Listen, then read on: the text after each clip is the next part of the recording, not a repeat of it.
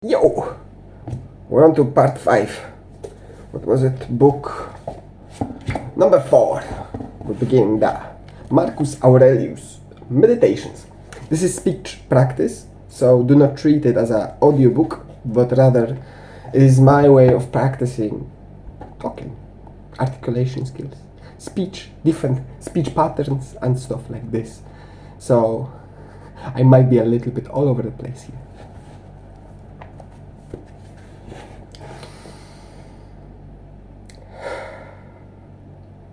That which rules within, when it is according to nature, it's so affected with respect to the events which happened, that it always easily adapts itself to that which is possible and presented to it. For it requires no definite material, but it moves towards its purpose, under certain conditions, and it makes a material for itself out of that which opposes it, as fire lays hold of what falls into it, by which a small light would have been extinguished, but when the fire is strong, it soon appropriates to itself the matter which is heaped on it, and consumes it, rising higher by means of this very material. Let no act be done without a purpose, nor otherwise than according to the perfect principles of art. Men seek retreats for themselves, houses in the country, seashores, and mountains, and you also tend to desire such things very much. But this is altogether a mark of the most common sort of man, for it is in your power to retire into yourself whenever you shall choose. For nowhere, either with more quiet or more freedom from trouble, does a man retire than into his own soul, particularly when he has within him such thoughts that by looking into them he is immediately in perfect tranquillity. And I affirm that tranquillity is nothing else than the good ordering of the mind. Constantly give yourself this retreat then. Renew yourself, and let your principles be brief and fundamental, which as soon as you shall recur to them, will be sufficient to cleanse the soul completely and send you back free from all discontentment with the things to which you return. For with what are you discontent? With the badness of men? Recall to your mind this conclusion, that rational animals exist for one another, and that to endure is a part of justice, and that men do wrong involuntarily, and consider how many already, after mutual enmity, suspicion, hatred, and fighting, have been stretched dead, reduced to ashes, and be quiet at last. But perhaps you are dissatisfied with that which is assigned to you out of the universe. Recall this alternative. Either there is providence or random atoms, or remember the arguments by which it has been proved that the world is a kind of political community, and be quiet at last. But perhaps corporeal things will still fasten upon you. Then consider also that the mind does not mingle with the breath, whether moving gently or violently, when it has once drawn itself apart and discovered its own power. And think also of all that you have heard and assented to about pain and pleasure, and be quiet at last. But perhaps the desire of that thing called fame will torment you.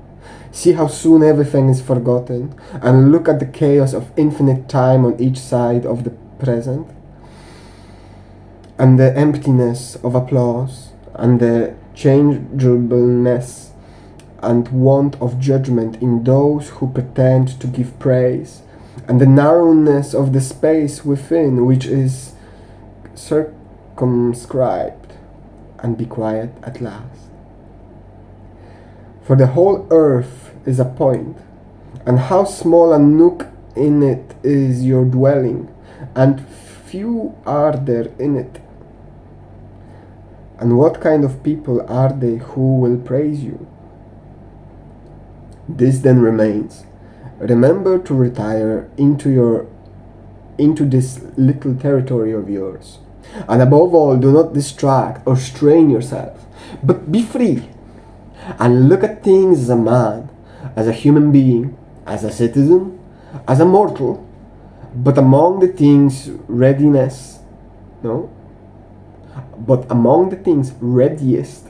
to your hand, to which you shalt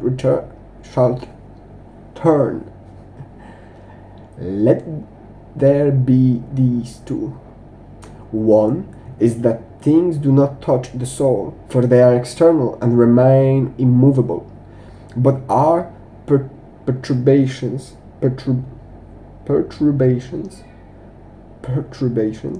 come only from the opinion which is within. The other is that all these things which you see change immediately and will no longer be, and constantly bear in mind how many of these changes you have already witnessed. The universe is a transformation. Life is opinion. If our intellectual part is common, the reason also, in respect of which we are rational beings, is common. If this is so, the reason which commands us what to do and what not to do is also common. If this is so, there is a common law also. If this is so, we are fellow citizens. If this is so, we are members of some political community.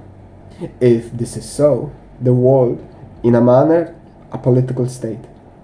For of what order common political community will anyone say that the whole human race are members? And from this common political community comes also our very intellectual faculty and reasoning faculty and our capacity for law, or else from where do they come? For as my earthly part is a portion given to me from certain earth, and that which is watery from another element, and that which is hot and fiery from some peculiar source, for nothing comes out of that which is nothing, as nothing also returns to non-existence. So also the intellectual part comes from the source. Death is such as generation is, a mystery of nature, composition out of the same elements and decomposition into the same, and altogether not a thing of which any man should be ashamed, for it is not contrary to the nature of a reasonable animal, and not contrary to the reason of our constitution. It is natural that these things should be done by such persons. It is a matter of necessity, and if a man will not have it so, he will not allow the fig tree to have juice. But by all means bear this in mind, that within a very short time both you and he will be dead, and soon not even your names will be left behind. Take away your opinion, and then there is taken away the complaint. I have been harmed. Take away the complaint that I have been harmed, and the harm is taken away. That which does not make a man worse than he was also does not make his life worse, nor does it harm him either from without or from within. The nature of that which is universally useful has been compelled to do this. Consider that everything which happens justly, and if you observe carefully, you'll find it to be so. I do not say only with respect to the community of the series of things, but with respect to what is just, and as if it were done by one who assigns to each thing its value. Observe then as you have begun, and whenever you do, do it in conjunction with being good. and in the sense of which a man is properly understood to be good. Keep to this in very action.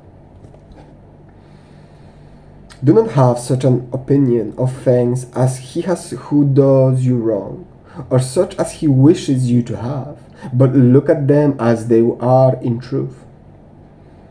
A man should always have these two rules in readiness. The first, to do only whatever the reason of the ruling and legislating faculty may suggest for the use of man. The second, to change your opinion if there is anyone at hand who sets you right and moves you from any opinion. But this change of opinion must proceed only from a certain persuasion, as of what is just or of common advantage, and the like, not because it appears pleasant or brings reputation. Do you have reason? I have. Why do you not use it then? For if this does its own work, what else do you wish?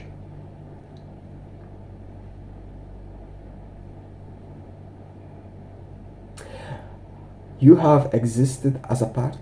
You shall disappear in that which produced you, or rather, you shall be received back into its seamless principle of transmutation. Many grains of frankincense on the same altar. One falls sooner, other falls later, but it makes no difference. Within 10 days you will seem a god to those to whom you are now a beast and an ape, if you will return to your principles and the worship of reason. Do not act as if you were going to live 10,000 years. Death hangs over you. While you live, while it is in your power, be good. How much trouble he avoids who does not look to see what his neighbor says or does or thinks, but only to what he does himself, that it may be just and pure. As Agathon says, do not look round at Do not look around at the depraved mortals of others, but run straight along the line without deviating from it. Someone who has a ferocious desire for posthumous fame does not consider that every one of those who remember him will himself also die very soon. Then again, so will those who have succeeded them, until the whole remembrance shall have been extinguished, as it is transmitted through men who foolishly admire and perish. But even suppose that those who will remember are immortal, and that the remembrance will be immortal. What then is this to you? And I say not what it is to the dead, but what it is to the living. What is praise, except indeed as far as it has a certain utility? For now reject unseasonably the gift of nature, clinging to something else.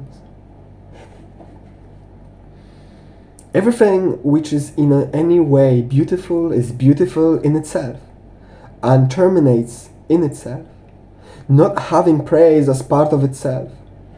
A thing is therefore made neither worse nor better by being praised. I affirm this also of the things which are called beautiful by the vulgar, for example, material things and works of art.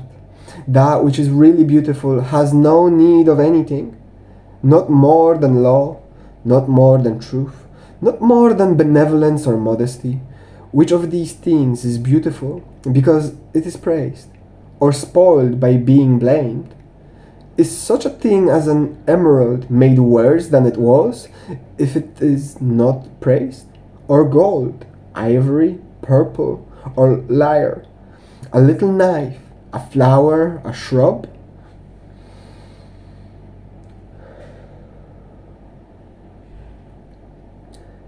If souls continue to exist, how does the air contain them from eternity?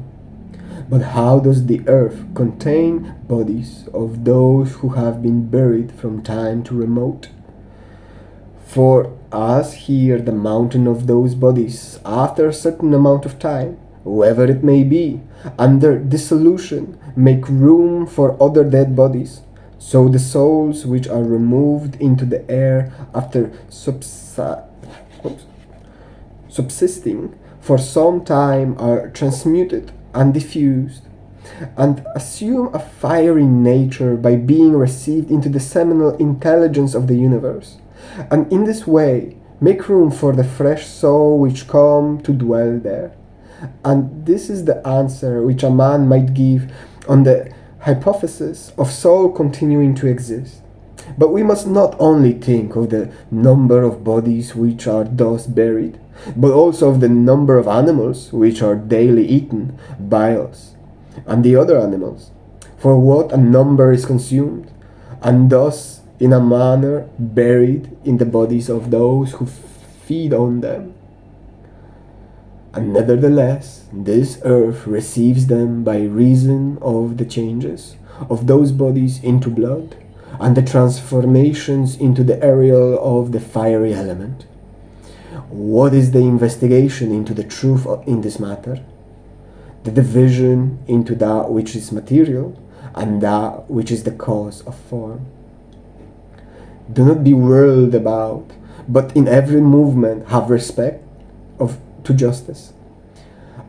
And on the occasion of every impression, maintain the faculty of comprehension or understanding.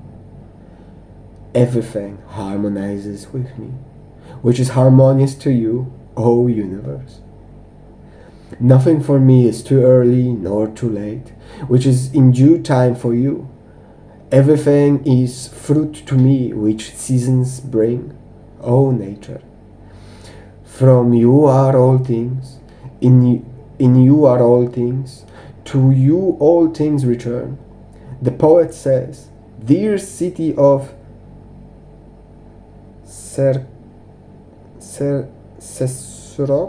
Cecrops, dear city of Cecrops. And will you not say, dear city of Zeus?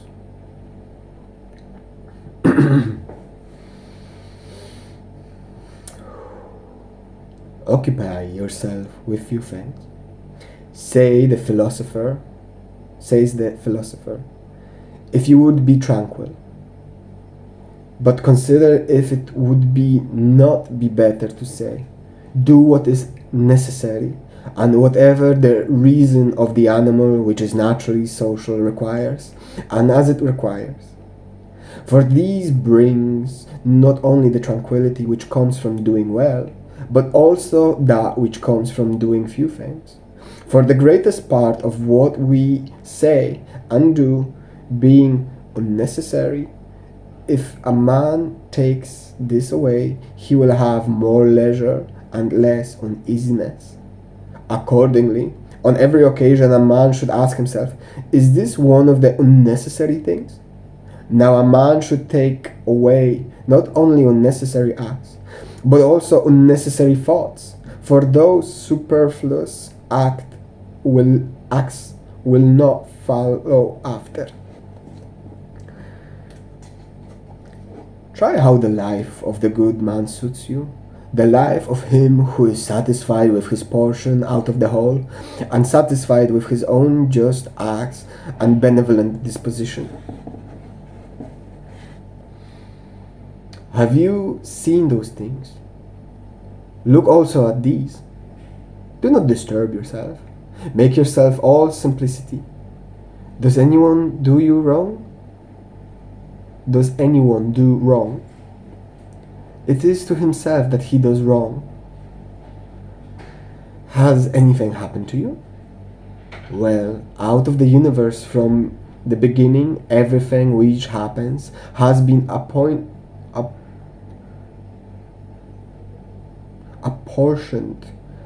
and spun out to you. In a word, your life is short. You must turn the present to profit by the aid of reason and justice. Be sober in your relaxation. Either it is well arranged universe or a chaos hurled together, but still a universe. But can a certain order subsist in you, and disorder in the all? And these two, well, all things are so separated and diffused and sympathetic. A black character, a womanish character, a stubborn character, a bestial, childish, animal, stupid, counterfeit, scru- scurrilous, scurrilous, scurrilous, fraudulent, tyrannical.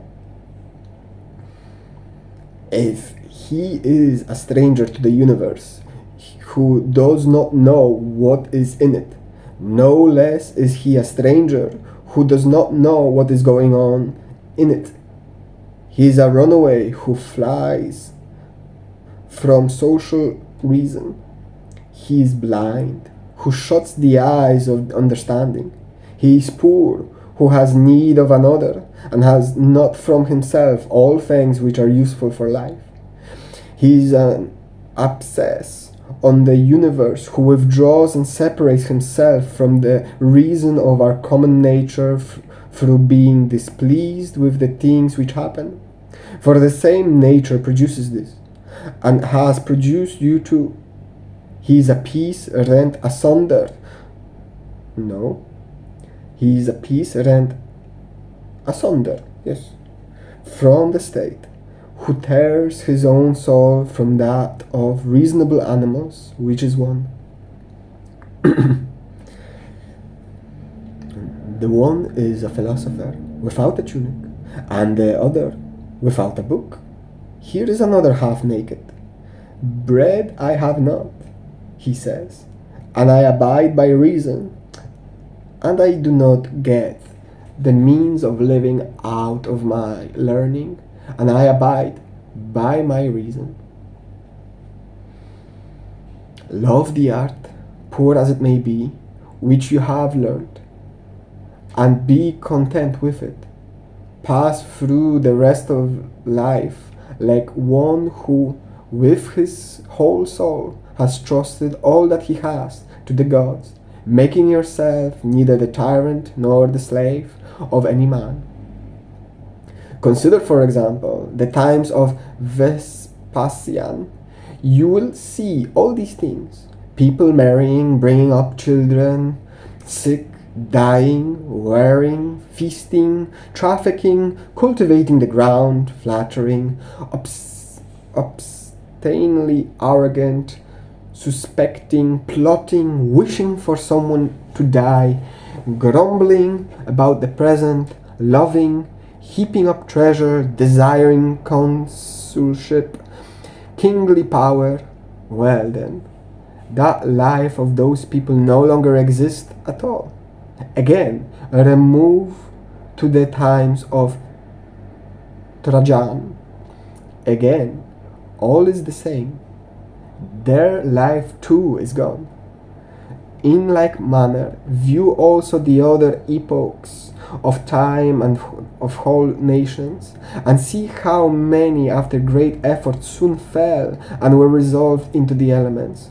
But chiefly, you should think of those whom you have yourself known, distracting themselves about idle things, neglecting to do what was in accordance with their proper constitution, and to hold firmly to this, and to be content with it.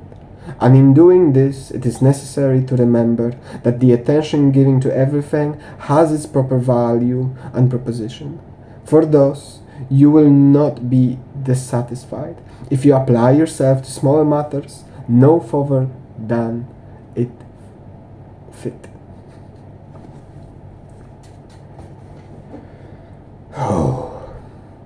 The words which are formerly familiar are now antiquated.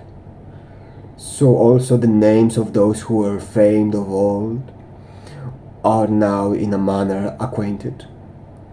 Camillus, Caesar, Vulseus, Leonessus,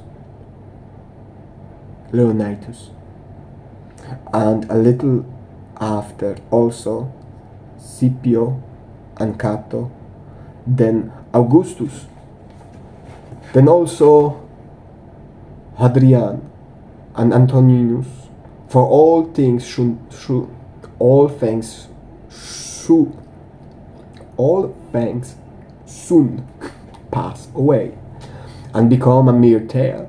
A complete oblivion soon buries them. And I say this of those who have shone in a wondrous way. For the rest, as soon as they have breathed out their breath, they are gone, and no man speaks of them.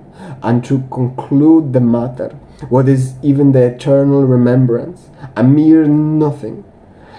What then is that about which we ought to employ our serious pains? This one thing, thoughts just, and acts social, and words which never lie, and a disposition which gladly accept all that happens as necessity, as usual, as following from a principle and source of the same kind. Willingly give yourself up to Clotho, one of the fates, allowing her to spin your thread into whatever things she pleases.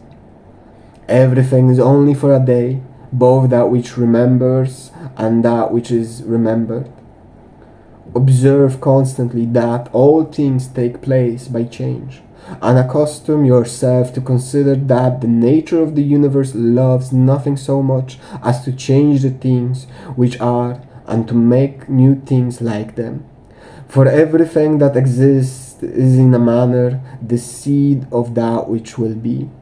But you are thinking only of seeds which are cast into the earth or into a womb. But this is a very vulgar notion.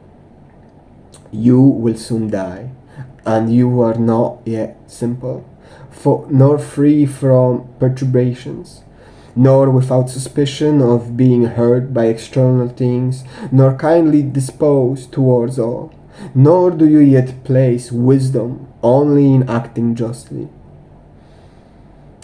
Examine men's ruling principles, even those of the wise, what kind of things they avoid, what kind they pursue. What is evil to you does not subsist in the ruling principle of another, nor yet in any turning and mutation of your corporeal covering. Where is it then? Is it in the part of you in which subsists the power of forming opinions about evils? Let this power then, not from such opinions, and all is well. And if that which is newest to it, the poor body, it cuts, burnt, filled with matter and rottenness, nevertheless, let the part which forms opinions about these things be quiet. That is, let it judge that nothing is either bad or good which can happen equally to the bad man and the good man. For that which happens equally to him who lives contrary to the nature and to him who lives according to nature is neither according to nature nor contrary to the nature. Consistently regard the universe as one living being, having one substance and one soul, and observe how all things have reference to one perception, the perception of this one living being, and how all things act with one movement, and how all things are the cooperating causes of all things which exist. Observe too the continuous spinning of the thread and the contexture of the web. You are a little soul bearing about a corpse, as Epictetus used to say. It is no evil for things to undergo change, and no good for things to subsist in consequence of change. Time is like a river made up of the events which happen and a violent stream. For as soon as a thing has been seen, it is carried away, and another comes in its place, and this will be carried away too. Everything which happens is as similar and well known as the rose in spring and the fruit in the summer, for such is a disease and death and calamity.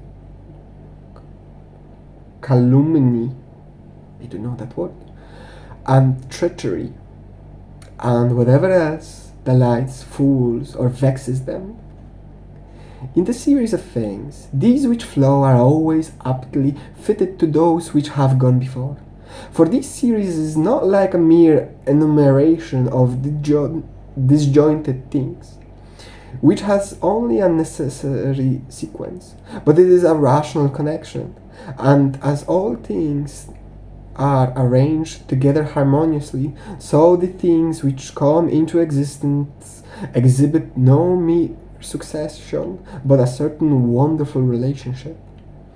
Always remember the saying of Heraclitus, that the death of earth is to become water, and the death of water is to become air, and the death of air is to become fire, and reversely.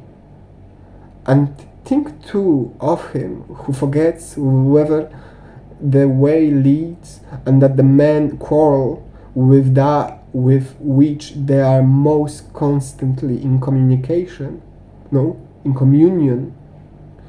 The reason which governs the universe and the things which they daily meet with seem to them strange, and consider that we ought not to act and speak as if we were asleep. For even in sleep we seem to act and speak, and that we ought not, like children who have learned from their parents, simply to act and speak as we have been taught. If any god told you that you shall die tomorrow, or certainly on the day after tomorrow, you would not care much whether it was on the third day or on the morrow, unless you were mean-spirited in the highest degree. For how small is the difference?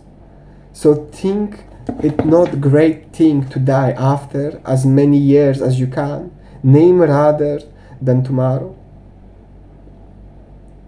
Think continually how many physicians are dead after often contracting their eyebrows over the sick, and how many astrologers, after predicting with great pretensions the death of others, and how many philosophers, after endless discourses on death or immortality, how many heroes, after killing thousands, and how many tyrants who have used their power over men's lives with terrible insolence, as if they were immortal, and how many cities are entirely dead, so to speak.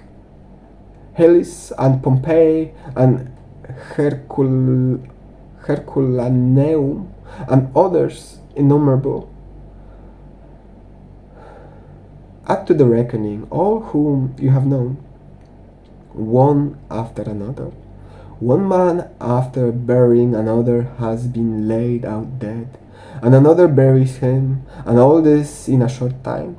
To conclude, always observe how ephemeral and worthless human things are, and what was yesterday a little mucus, tomorrow will be a mummy or ashes. Pass then through this little space of time conformably to nature, and end your journey in content, as an olive falls off when it's ripe, blessing nature who produced it, and thanking the tree on which it grew. Be like the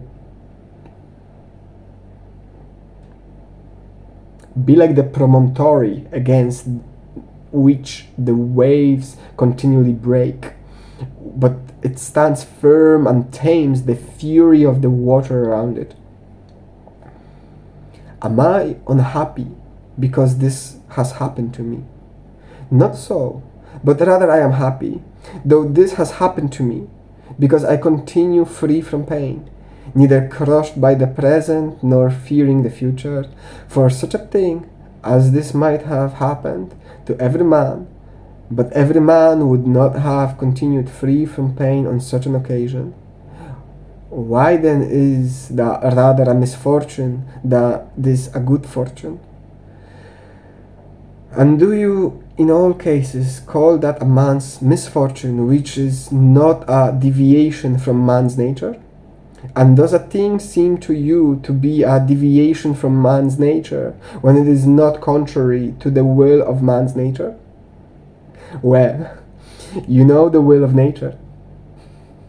Will then this which has happened prevent you from being just, magnanimous, temperate, prudent, secure against inconsiderable opinions and falsehoods? Will it prevent you from having modesty, freedom, and everything else, by the presence of which man's nature obtains all that is its own? Remember too on every occasion which leads you to vexation to apply this principle. Not that this is a misfortune, but that to bear it nobly is a good fortune. Is it a vulgar, but still a useful help towards contempt of death, to pass in a review those who have tenaciously clung to life? What more then have they gained than those who have died early? Certainly, they lie in their tomb somewhere at last. Cadicantius, Fabius, Julianus, Lepidus, or anyone else like them, who have carried out many to be buried, and then were carried out themselves. Altogether the interval is small between birth and death, and consider with how much trouble, and in company with what sort of people, and in what a feeble body, this internal interval is laboriously passed. Do not then consider life as a thing of any value, for look to the immensity of time behind you, and to the time which is before you, another boundless space. In this infinity, then, what is the difference between him who lives 3 days and him who lives 3 generations? Always run to the short way, and the short way is the natural. Accordingly, say and do everything in conformity with the soundest reason. For such a purpose frees a man from trouble and warfare, and all artifice and ostentatious display. End of book 4. Meditations by Marcus Aurelius. Thank you very much. We'll pick up next time from book 5. Oh.